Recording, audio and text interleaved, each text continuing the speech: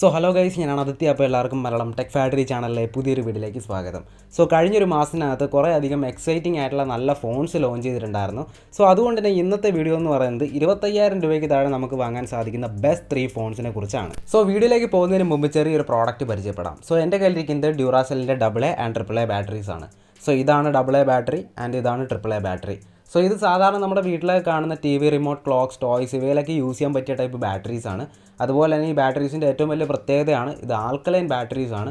അതുകൊണ്ട് തന്നെ നമ്മുടെ വീട്ടിലൊക്കെ സാധാരണ കാണുന്ന സിങ്ക് ബാറ്ററീസിനെക്കാട്ടി 2 മടങ്ങ് ലോങ് ടൈം ബാറ്ററി ലൈഫ് നമുക്കിതിൽ കിട്ടുന്നുണ്ട്. അതുകൊണ്ട് തന്നെ ബാറ്ററി ലൈഫിൻ്റെ കാര്യത്തിൽ സാധാരണ 2 സിങ്ക് ബാറ്ററീസിന് തുല്യമാണ് ഒരു ഡ്യൂറാസെൽ ബാറ്ററി. അതുപോലെ തന്നെ സാധാരണ 2 സിങ്ക് ബാറ്ററീസിൻ്റെ പ്രൈസ് വരുന്നത് 36 രൂപയാണ്. അതേസമയം ഒരു ഡ്യൂറാസെൽ ബാറ്ററിയുടെ പ്രൈസ് വരുന്നത് വെറും 22 രൂപ മാത്രമാണ്. അതുകൊണ്ട് തന്നെ അത്യാവശ്യം നമുക്ക് ക്യാഷും സേവ് ചെയ്യാൻ സാധിക്കുന്നുണ്ട്.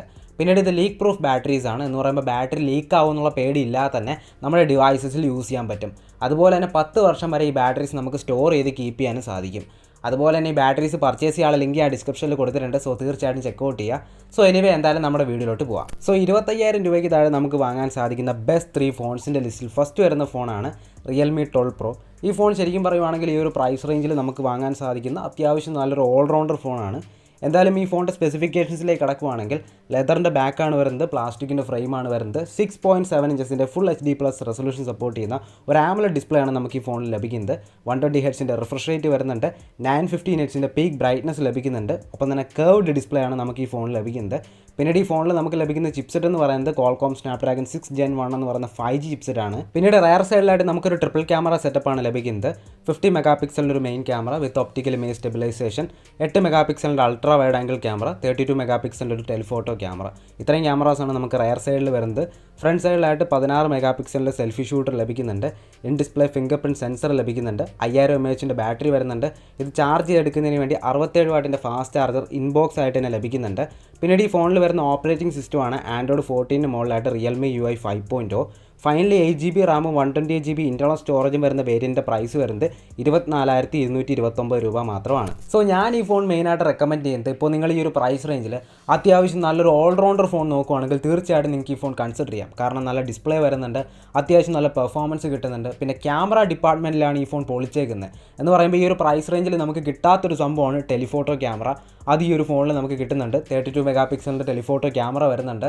സോ ക്യാമറ ഡിപ്പാർട്ട്മെൻറ്റ് അടിപൊളിയാണ്. സോ ക്യാമറ പെർഫോമൻസ് അത്യാവശ്യം നോക്കുന്നവർക്കും ഈ ഒരു ഫോൺ നല്ലതാണ്. പിന്നെ എനിക്ക് നെഗറ്റീവായിട്ട് തോന്നിയ കാര്യങ്ങളെന്ന് പറയുമ്പോൾ ഒന്നാമത് സോഫ്റ്റ്വെയർ ഡിപ്പാർട്ട്മെൻറ്റിലാണ്.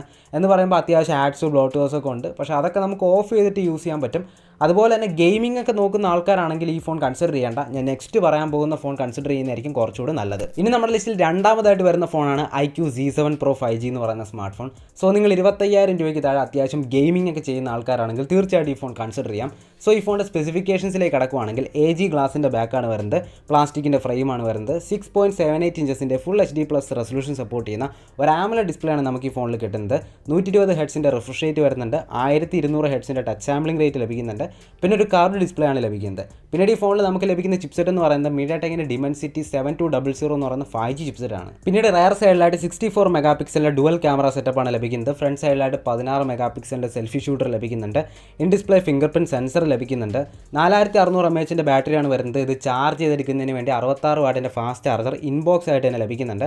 പിന്നീട് ഈ ഫോണിൽ വരുന്ന ഓപ്പറേറ്റിംഗ് സിസ്റ്റം എന്ന് പറയുന്നത് ആൻഡ്രോയിഡ് 13 മുകളിലായിട്ട് ഫൺ ടച്ച് OS 13 ആണ്. പിന്നീട് ഫൈനലി 8GB റാമും 128GB ഇൻറ്റേർണൽ സ്റ്റോറേജും വരുന്ന വേരിയൻ്റെ പ്രൈസ് വരുന്നത് 23,999 രൂപയാണ്. സോ ഞാൻ ഈ ഫോൺ മെയിനായിട്ട് റെക്കമെൻഡ് ചെയ്യുന്നത്, ഇപ്പോൾ നിങ്ങൾ ഈ ഒരു പ്രൈസ് റേഞ്ചിൽ അത്യാവശ്യം ഗെയിമിംഗ് പ്ലസ് ഒരു ഓൾറൗണ്ടർ സെറ്റപ്പൊക്കെയാണ് നോക്കുന്നതെങ്കിൽ തീർച്ചയായിട്ടും നിങ്ങൾക്ക് ഈ ഫോൺ കൺസിഡർ ചെയ്യാം. കാരണം ഈ ഫോണിൽ നമുക്ക് അത്യാവശ്യം നല്ല ഡിസ്പ്ലേ കിട്ടുന്നുണ്ട്, അത്യാവശ്യം പെർഫോമൻസ് കിട്ടുന്നുണ്ട്, നല്ല ഗെയിമിംഗ് പെർഫോമൻസ് കിട്ടുന്നുണ്ട്. അതുപോലെ തന്നെ ക്യാമറ ഡിപ്പാർട്ട്മെൻറ്റും വളരെ നല്ലതാണ്. പിന്നെ നെഗറ്റീവായിട്ട് തോന്നിയ കാര്യങ്ങളെന്ന് പറയുമ്പോൾ ഒന്ന്, നമുക്ക് ഈ ഫോണിൽ അൾട്രാ വൈഡ് ആംഗിൾ ക്യാമറ കിട്ടുന്നില്ല. പക്ഷേ ഈ പ്രൈസ് റേഞ്ചിലുള്ള മറ്റ് ഫോൺസിലൊക്കെ നമുക്ക് അൾട്രാ വൈഡ് ആംഗിൾ ക്യാമറ കിട്ടുന്നുണ്ട്. സോ അതൊരു നെഗറ്റീവാണ്. പിന്നെ രണ്ടാമത്തെ കാര്യമാണ് സോഫ്റ്റ്വെയർ എക്സ്പീരിയൻസ്. സോഫ്റ്റ്വെയർ എക്സ്പീരിയൻസ് അത്യാവശ്യം ശോകമാണെന്ന് വേണം പറയാനായിട്ട്. കാരണം ആഡ്സ്, ബ്ലോട്ട്വേഴ്സൊക്കെ അത്യാവശ്യം വരുന്നുണ്ട്. പക്ഷേ എന്നാലും ഇതൊക്കെ നമുക്ക് ഓഫ് ചെയ്തിടാൻ പറ്റും കേട്ടോ. ഇനി നമ്മുടെ ലിസ്റ്റിൽ മൂന്നാമതായിട്ടും അവസാനമായിട്ടും വരുന്ന ഫോണാണ് നത്തിങ് ഫോൺ 2A. സോ എന്തായാലും ഈ ഫോൺ ഞാൻ മെയിനായിട്ട് റെക്കമെൻഡ് ചെയ്യുന്നത് ഇപ്പോൾ നിങ്ങൾ ഈ ഒരു പ്രൈസ് റേഞ്ചിൽ അത്യാവശ്യം നല്ല ഡിസൈൻ ഒപ്പം തന്നെ സോഫ്റ്റ്വെയർ എക്സ്പീരിയൻസ് കിട്ടുന്ന ഫോൺ നോക്കുവാണെങ്കിൽ തീർച്ചയായിട്ടും ഈ ഫോൺ കൺസിഡർ ചെയ്യാം. എനിവേ എന്തായാലും ഈ ഫോണിൻ്റെ സ്പെസിഫിക്കേഷൻസിലേക്ക് കടക്കുവാണെങ്കിൽ പ്ലാസ്റ്റിക്കിൻ്റെ ബാക്കാണ് വരുന്നത്, പ്ലാസ്റ്റിക്കിൻ്റെ ഫ്രെയിമാണ് വരുന്നത്, 6.7 ഇഞ്ചസിൻ്റെ ഫുൾ HD+ റെസൊല്യൂഷൻ സപ്പോർട്ട് ചെയ്യുന്ന ഒരു AMOLED ഡിസ്പ്ലേ ആണ് നമുക്ക് ഈ ഫോണിൽ കിട്ടുന്നത്. 120 ഹെർട്സിൻ്റെ റിഫ്രഷ് റേറ്റ് വരുന്നുണ്ട്, 1300 നിറ്റ്സിൻ്റെ പീക്ക് ബ്രൈറ്റ്നസ് ലഭിക്കുന്നുണ്ട്. പിന്നീട് നമുക്ക് ഈ ഫോണിൽ ലഭിക്കുന്ന ചിപ്സെറ്റ് എന്ന് പറയുന്നത് മീഡിയാടെക്കിൻ്റെ ഡിമെൻസിറ്റി 7200 Pro എന്ന് പറയുന്ന 5G ചിപ്സെറ്റ് ആണ്. പിന്നീട് റയർ സൈഡിലായിട്ട് 50 മെഗാ പിക്സലിൻ്റെ ഡുവൽ ക്യാമറ സെറ്റപ്പാണ് ലഭിക്കുന്നത് വിത്ത് ഒപ്റ്റിക്കൽ ഇമേജ് സ്റ്റെബിലൈസേഷൻ. ഫ്രണ്ട് സൈഡിലായിട്ട് 32 മെഗാ പിക്സലിൻ്റെ സെൽഫി ഷൂട്ടർ ലഭിക്കുന്നുണ്ട്, ഗ്ലിഫ് ലൈറ്റിംഗ് വരുന്നുണ്ട്, in display finger print sensor ലഭിക്കുന്നുണ്ട്, 5000 mAh ബാറ്ററി വരുന്നുണ്ട്. ഇത് ചാർജ് ചെയ്തെടുക്കുന്നതിന് വേണ്ടി 45 വാട്ടിൻ്റെ ഫാസ്റ്റ് ചാർജിങ് സപ്പോർട്ട് കൊടുത്തിട്ടുണ്ട്, പക്ഷേ പെട്ടിക്കകത്ത് ചാർജർ വരുന്നില്ല. പിന്നീട് ഈ ഫോണിൽ നമുക്ക് ലഭിക്കുന്ന OS ആണ് ആൻഡ്രോയിഡ് 14 മോഡലായിട്ട് നത്തിങ് OS 2.5. ഫൈനലി 8GB റാമും 128GB ഇൻറ്റേർണൽ സ്റ്റോറേജും വരുന്ന വേരിയൻ്റെ പ്രൈസ് വരുന്നത് 23,999 രൂപയാണ്. സോ ഞാൻ ഈ ഫോൺ മെയിനായിട്ട് റെക്കമെൻഡ് ചെയ്യുന്നത് ഇപ്പോൾ നിങ്ങൾ ഈ ഒരു പ്രൈസ് റേഞ്ചിൽ നല്ല സോഫ്റ്റ്വെയർ എക്സ്പീരിയൻസ്, നല്ല ഡിസൈൻ ഒപ്പം തന്നെ ഒരു ഓൾറൗണ്ടർ സെറ്റപ്പൊക്കെയാണ് നോക്കുന്നതെങ്കിൽ തീർച്ചയായിട്ടും നിങ്ങൾക്ക് ഈ ഫോൺ കൺസിഡർ ചെയ്യാം. കാരണം നല്ല ഡിസ്പ്ലേ കിട്ടുന്നുണ്ട്, നല്ല പെർഫോമൻസ് വരുന്നുണ്ട്, അത്യാവശ്യം തരക്കേടില്ലാത്ത ക്യാമറ സെറ്റപ്പും ക്യാമറ പെർഫോമൻസും ലഭിക്കുന്നുണ്ട്, നല്ല സോഫ്റ്റ്വെയർ എക്സ്പീരിയൻസ് വരുന്നുണ്ട്, നല്ല ഡിസൈനും വരുന്നുണ്ട്. സോ മൊത്തത്തിൽ നോക്കുമ്പോൾ ഒരു ഓൾറൗണ്ടർ സെറ്റപ്പ് തന്നെയാണ്. പിന്നെ നെഗറ്റീവായിട്ട് പറയാനുള്ളത് ബോക്സിനകത്ത് ചാർജർ വരുന്നില്ല, എക്സ്ട്രാ കാശ് കൊടുത്ത് മേടിക്കേണ്ടി വരും. സോ അത് മാത്രമാണ് എനിക്ക് ആകെപ്പാടെ നെഗറ്റീവായിട്ട് തോന്നിയത്. സോ ഇതൊക്കെയാണ് എൻ്റെ ഒരു അഭിപ്രായത്തിൽ 25,000 രൂപയ്ക്ക് താഴെ വാങ്ങാൻ സാധിക്കുന്ന ബെസ്റ്റ് 3 ഫോൺസ്.